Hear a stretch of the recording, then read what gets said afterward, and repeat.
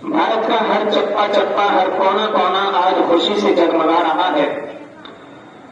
और यकीनी बात है कि बचपन से लेकर 55 तक अगर इंसान जिंदगी गुजारे तो उसे इस बात का तो अंदाजा हो ही जाएगा कि 15 अगस्त क्या चीज है। आजादी के उन्वान से बहुत सारी किताबें लिखी गई, अपनों ने भी लिखी, गैरों ने भी लिखी। उन लोगों ने भी लिखी जो मुसलमानों को नहीं मानते, उन लोगों ने भी लिखी जो हिंदुस्तान में भी नहीं रहते। जंग आजादी के उन्वान से उनके हिंदुस्तान की तारीख, और वो तारीख जो सरासर खून से सरसार हो, जिसका एक एक लम्हा, एक एक लहजा, एक एक वक्त, एक एक घड़ी कोई ऐसी ना हो जहां उन गोरे लोगों से इस मुल्क को आजाद कराने की कोई प्लानिंग ना बनाई गई हो। तकरीबन 200-250 साल पर यह तारीख मुहीत है। इस तारीख का कोई एक लम्हा भी आपको ऐसा नहीं मिलेगा जहां हिंदुस्तान का हर नागरिक और खुसूसन मुसलमान मुकम्मल 100 साल तक इस मुल्क की आजादी के लिए लड़ाई लड़ने की प्लानिंग न बना रहा हो। अगर उस 200-250 साल की तारीख को मुकम्मल तरीके से बयान किया जाए तो जाहिर बात है कि बहुत लंबा वक्त चाहिए। इसलिए मैं आपकी तरफ सिर्फ चंद इशारे करूंगा और उन इशारात से आप समझेंगे कि जिस आजाद मुल्क में आज हम आजादी के साथ जिंदगी गुजार रहे हैं, आज हमारे बड़े, हमारे छोटे, हमारी माएं, हमारी बहनें जो आज इज्जत की जिंदगी गुजार रही हैं, किसी हद तक उस पर भी आगे बताऊंगा, किसी हद तक जो इज्जत की जिंदगी गुजार रही है वो एक लंबी तारीख है जिसकी तरफ सिर्फ इशारे किए जाएंगे।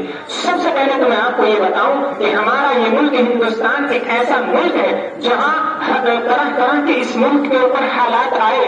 कभी इस मुल्क पर मुसलमानों की भी हुकूमत रही, उससे पीछे हटिए द्राविड़ों की हुकूमत रही, उससे पीछे हटिए आर्य समाज के लोगों की हुकूमत रही। ये मुल्क ऐसा भी है, इसकी खूबसूरती ये भी है कि जहां यहाँ गंगा जमनी तहजीब पाई जाती है। इससे सबसे ज्यादा बड़ी इस मुल्क की खूबसूरती ये है कि अल्लाह तबारक व तआला ने जब दुनिया को बनाने का आगाज किया था और दुनिया बनानी शुरू की थी तो दुनिया की शुरुआत नस्ल इंसानी के तौर पर इसी मुल्क हिंदुस्तान से की थी। जनाब आदम अला नबीना अलैहिस्सलाम को इसी धरती पर उतारा था।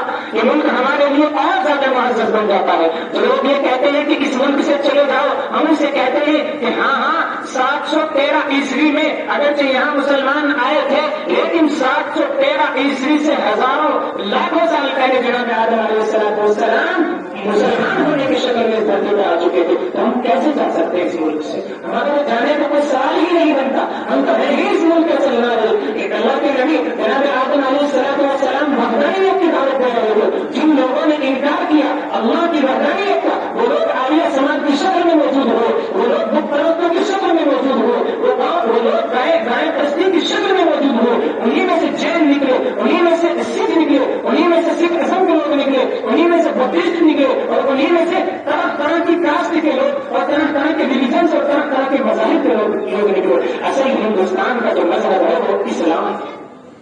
ये लंबी तारीख और आजादी से पहले मैं आपको एक छोटा सा नक्शा खींच करके दिखा रहा हूं जो हिंदुस्तान की असल है। यहाँ एक वक्त में द्राविड़ लोगों की अगर हुकूमत थी तो उनकी अपनी किताब के मुताबिक वो फैसला किया करते थे। जब हिंदुओं की यहाँ हुकूमत आई तो यहाँ उनकी किताब ऋग्वेद, यजुर्वेद, अथर्ववेद, सामवेद, ये जो तमाम किताबें हैं इन तमाम किताबों के मुताबिक फैसले हुआ करते थे। और आज भी अगर कुछ लोग इस कॉन्स्टिट्यूशन को हटा करके मनुस्मृति को लागू कॉन्स्टिट्यूशन को हटा करके मनुस्मृति को लागू करना चाहते हैं तो वो भी नहीं चाह रहे हैं। तो जब ये मुल्क आजाद हुआ था, जब ये देश आजाद हुआ था तो तकरीबन 3 साल में जो कॉन्स्टिट्यूशन का प्रियम्बल तैयार होकर के आया था तो तकरीबन 2 साल 11 महीने 18 दिन में मुकम्मल करके आया था। और 158 मुल्कों का दौरा करने के बाद वो कॉन्स्टिट्यूशन वजूद में आया था। डॉक्टर भीमराव अम्बेडकर ने उसको लिखा था। उसको लिखने वाली कोई कमेटी थी। वो इस मुल्क से संविधान को हटाना चाहते हैं और मनुस्मृति को लागू करना चाहते हैं। उन लोगों को भी हमें जवाब देंगे। इंशाअल्लाह अजीज आपका ख्वाब कभी पूरा नहीं होगा। یہ وہ نقشہ ہے ہندوستان کا جس پر طرح طرح کی کتابوں کی حکومت آئی اور طرح طرح کی کتابوں کے مطابق یہاں فیصلے ہوئے. میں صرف آپ کو آزادی کی تاریخ بتانا چاہتا ہوں کہ 713 عیسوی میں یہاں 713 عیسوی میں یہاں مسلمان آئے محمد بن قاسم کی شکل میں. پھر یہاں مسلمانوں کی بادشاہوں کی حکومت آئی. کبھی اورنگزیب کی حکومت آئی, کبھی اکبر کی حکومت آئی, کبھی مغلوں کی حکومت آئی. یہ تمام وہ بادشاہ تھے جو مسلمانوں کی شکل میں موجود تھے. لیکن یاد رکھیے کسی مسلمان بادشاہ نے کسی غیر مسلم بھائی کی گردن پر تلوار رکھ کر کلمہ پڑھانے کی کوشش نہیں کی. اس کو میں اس انداز میں کہتا ہوں کہ جو لوگ کہتے ہیں کہ تم ہمارے ہو ہم تمہاری گھر واپسی کریں گے, ہم ان سے کہنا چاہتے ہیں اسلام جو اس بھارت دیش کے اندر آیا ہے زور زبردستی سے نہیں آیا ہے. اسلام اپنے اخلاق کی بنیاد پر پھیلا ہے, اسلام اپنے کردار کی بنیاد پر پھیلا ہے, اسلام اپنی سچائی کی بنیاد پر پھیلا ہے. اسلام کے لوگوں کو دیکھا, دوسرے لوگوں نے ان کے اخلاق کو دیکھا, ان کے بیٹھنے کو دیکھا, ان کے چلنے کو دیکھا, ان کے قرآن کی تعلیمات کو سمجھا, ان کے نبی کی حدیث کی تعلیمات کو سمجھا. تب جا کر کے یہاں کے رہنے والے لوگ مسلمان ہو کر کے یہاں رہنے لگے اور انہوں نے جنت اور جہنم کو سمجھا, انہوں نے علم غیب اور علم روحانیت کو سمجھا. تمام چیزوں کو سمجھنے کے بعد انہوں نے دیکھا کہ مذہب اسلام اصل ہے یا دوسرے مذہب اصل ہے. جب یہ فیصلہ ہوا کہ مذہب اسلام ہی وہ مذہب ہے جو پیدا ہونے سے پہلے بھی مذہب تھا اور مر جانے کے بعد تب بھی وہی اصل ہے, تو انہوں نے اس ملک میں مسلمان ہو کر کے جینا شروع کر دیا. اور اس ملک میں اس طریقے سے مسلمانوں کی حکومت بھی رہی.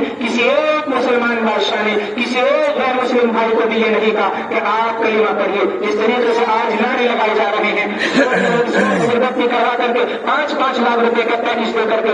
اسی طریقے سے جو بھیڑ آتی ہے, ایک ٹولہ آتا ہے, کسی ایک مسلمان بچے کو اکٹھا کر گھیر کر کے اس کو زور سے اسلام کے نعرے لگوانے کی کوشش کی جا رہی ہے کہ مذہب اسلام کی تعلیم نہ کبھی تھی اور نہ ہوگی انشاءاللہ العزیز.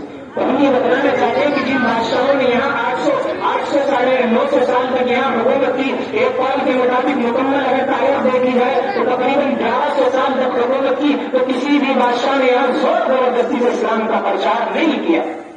پھر یہاں غیروں کی بھی حکومت آتی ہے.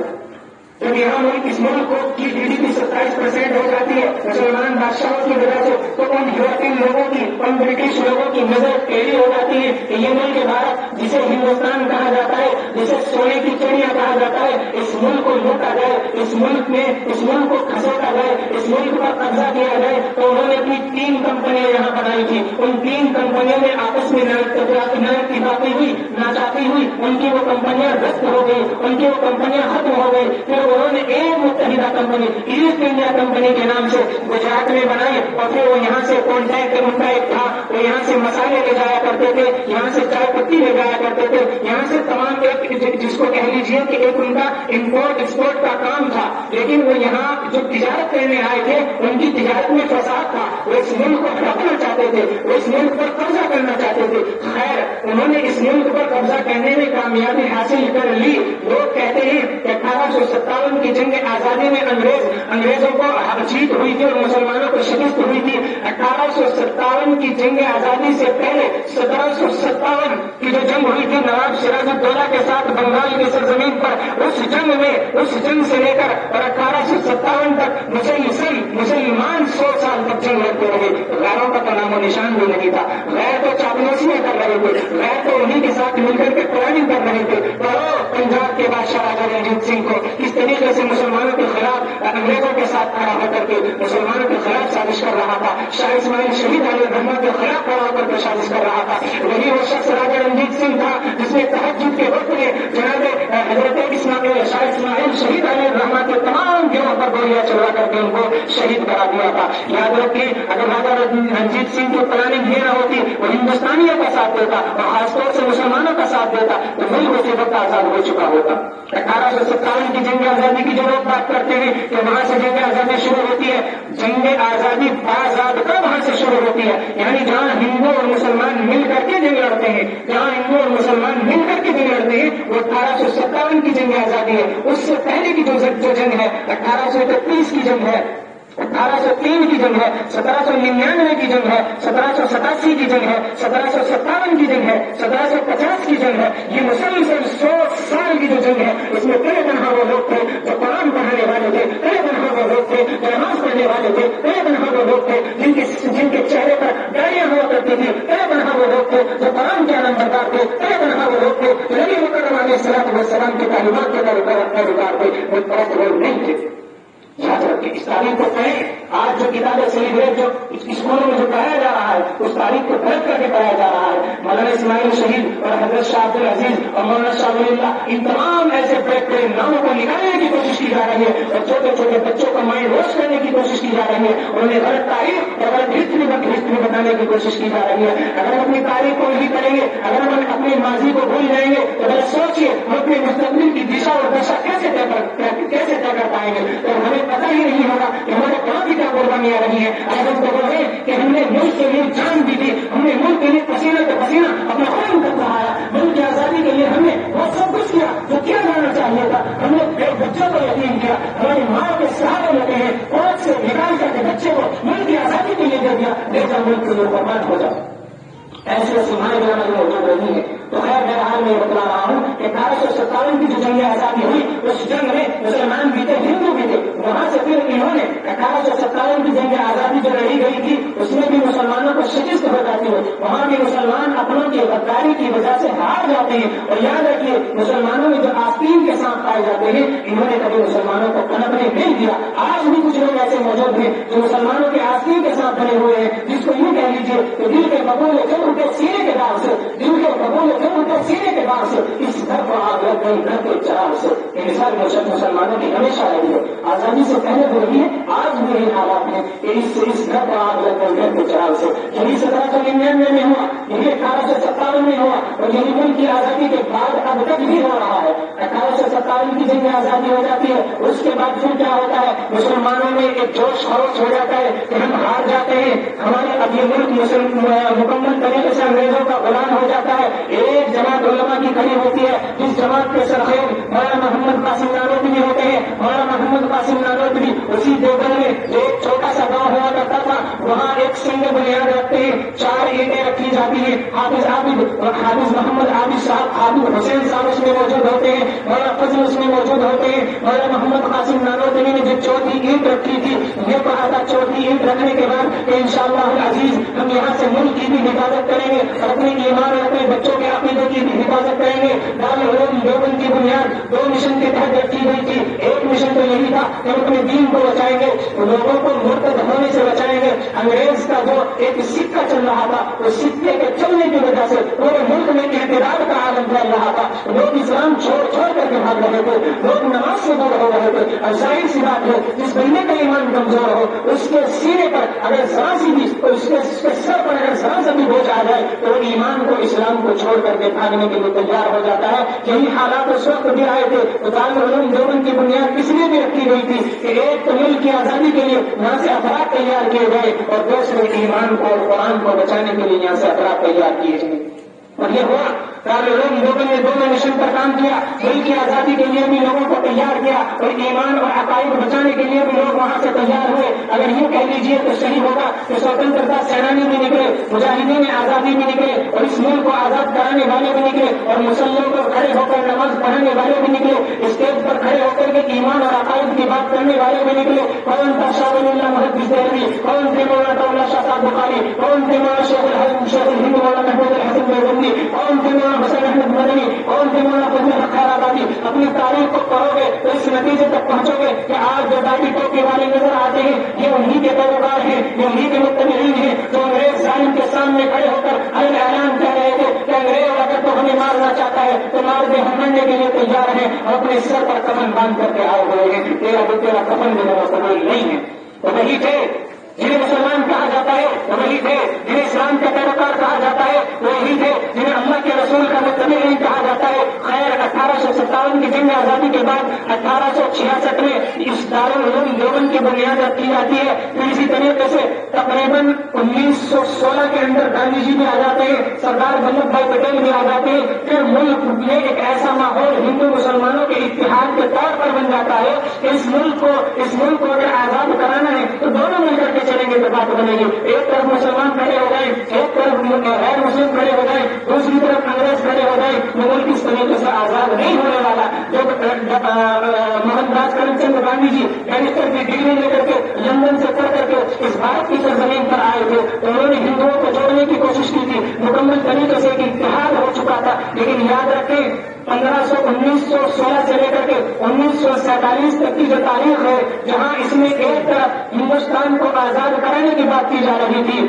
وہیں اس میں دوسری طرف مسلمانوں کا الگ دیش بنانے کی پلاننگ کی جا رہی تھی. 1925 کی تاریخ پڑھیں گے تو آپ کو پتا چلے گا کہ 1925 میں وہی سنستھا وجود میں آئی تھی جو آج مسلمانوں کی خاتمے کی بات کر رہی ہے، جو آج مسلمانوں کو مٹانے کی بات کر رہی ہے، جو آج ان لوگوں کو نیز کے نابود کرنے کی بات کر رہی ہے، جن کا اہم کردار اس آزادی میں رہا ہے، جن کا اہم رول اس آزادی میں رہا ہے. 1925 کی تاریخ کو پڑھیں گے تو اس نتیجے تک پہنچیں گے کہ جن لوگوں کو ہم اپنے مان رہے تھے وہ یقیناً ہمارے اپنے تھے، وہ ہمارے ساتھ مل کر کے جنگ لڑ رہے تھے، لیکن وہ ہمارے خلاف وہ سازشیں کر رہے تھے. ان لوگوں سے اس وقت چوکنا ہونے کی کوشش کی جا رہی تھی، لیکن مسلمان کیا کہیے، مسلمان کا دل نرم ہوتا ہے. اسی وقت سے نعرہ چل رہا تھا کہ گنگا جمنی تہذیب کو برقرار رکھنا ہے. اس طریقے سے مسلمان ایک طرف کی بات کر رہے تھے، وہ دو طرفہ کی بات کر رہے تھے. مسلمان یہ چاہ رہے تھے کہ ہندو مسلمان عید بھی مل کر بنائے، مسلمان یہ چاہ رہے تھے کہ ہندو مسلمان ہولی بھی مل کر بنائے، لیکن دوسروں کو یہ چیز گوارا نہیں تھی. 1925 کی تاریخ کو پڑھیں گے تو اسی نتیجے تک آپ پہنچیں گے کہ مسلمانوں کو ہندوؤں کو توڑنے کی پلاننگ اس وقت کی جا رہی تھی.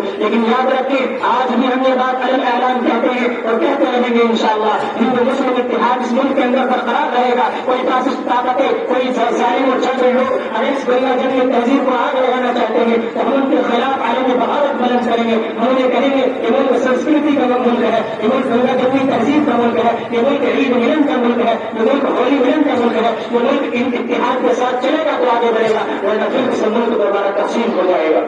آزادی کی تعلیم کے بہت سارے پہلو ہیں، میں صرف آپ کی طرف اشارے کر رہا ہوں. بتانے کو آپ کو مکمل واقعہ بھی بتا سکتا ہوں، لیکن صرف آپ کو اشارے دے رہا ہوں کہ تاریخ کے ایک ایک پہلو کو پڑھیے، تاریخ کے ایک ایک پہلو کو سمجھیے اور سمجھنے کی کوشش کیجیے کہ کیسا کیسا وقت اس ملک پر آیا. 1947 میں میرے ہاتھ میں ملک آزاد ہو جاتا ہے. 15 اگست 1947 میں نے آپ کو بتایا اس ملک سے مسلمانوں کا تعلق کیسا. جناب آدم علیہ السلام آئے، ملک مسلمان ملک ہونے کی حیثیت سے آئے اور مسلمان ہونے کی حیثیت سے یہاں اس ملک کے اندر آئے. 1947 15 اگست 1947 کو ملک آزاد ہوتا ہے تو وہ دن کون سا ہوتا ہے ذرا غور کریے. رمضان المبارک کا مہینہ ہوتا ہے اور جمعے کا دن ہوتا ہے. اس سے بھی مسلمان ہونے کی بو آتی ہے اور ہندوستان سے مسلمان کی محبت زیادہ تر ہونے کی بو آتی ہے. یاد رکھیے 15 اگست 1947 رمضان کا مہینہ جمعہ کا دن. کون کہتا ہے کہ مسلمان کو اس ملک سے محبت نہیں ہے؟ قدرت اس بات کی گواہی ہوتی ہے کہ مسلمان ہی اس ملک کا اصل موجود ہے.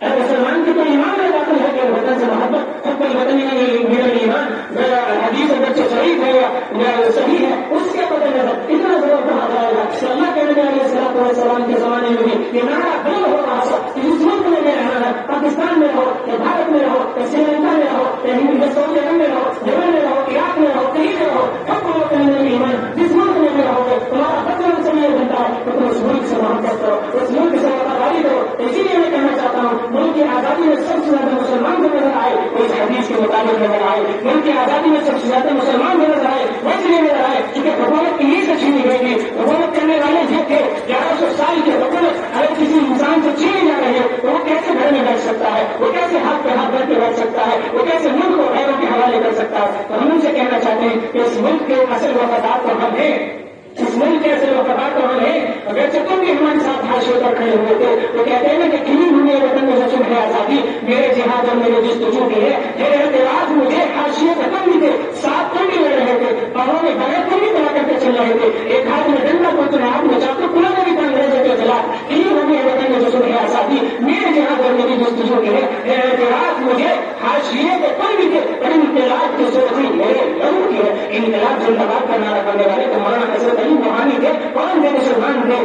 شیر ہند ٹیپو سلطان علی الرحمن نے ہی تو اس ملک کے اندر ایک جنون پیدا کیا تھا. وہ کون تھے مسلمان تھے؟ بہادر شاہ ظفر کون تھے مسلمان تھے جنہوں نے یوں کہا تھا کہ اس ملک کی آزادی کے لیے میرے 4 بیٹے قربان ہیں، اگر 5 ہوتا تو انشاءاللہ اللہ عزیز میں سب بھی قربان کر دیتا. مختصر وقت ہے اور آپ کو بھی دوسرے پروگرام میں جانا ہے، انہیں چند باتوں پر اپنی تقریر کو ختم کرتا ہوں. دعا کیجیے رب عزیز ہمارے ملک کے اندر امن و شانتی قائم رہے اور ہمارا ملک گنگا جمنی تہذیب کے ساتھ چلتا رہے اور ہمارا یہ وطن عزیز جس کو بھارت بھی کہا جاتا ہے، جس کو انڈیا بھی کہا جاتا ہے، جس کو ہندوستان بھی کہا جاتا ہے، یعنی تمام مذہب کے ماننے والے لوگوں کے مطابق اس ملک کا نام رکھا گیا ہے. تمام لوگ اس ملک کے اندر شانت اور امنی کے ساتھ زندگی گزارتے رہیں, ہندو مسلم اتحاد کے ساتھ زندگی گزارتے رہیں. انشاءاللہ العزیز ملک ایسے ہی آگے چلتا رہے گا. وآخر دعوانا الحمدللہ رب العالمین.